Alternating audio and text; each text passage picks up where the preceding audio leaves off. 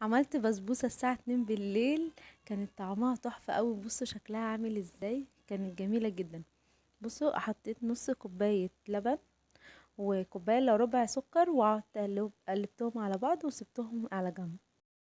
بعد كده حطيت كوبايتين وربع سميد ونص كوباية سمنة ومعلقتين جوز هند. الجوز الهند ده اختياري، براحتك، عايز تحطيه حطيه. بعد كده قلبتهم كويس قوي مع بعض. بعد كده حطيت اللبن والسكر اللي احنا دوبناهم عليهم وقلبي تاني كويس جدا.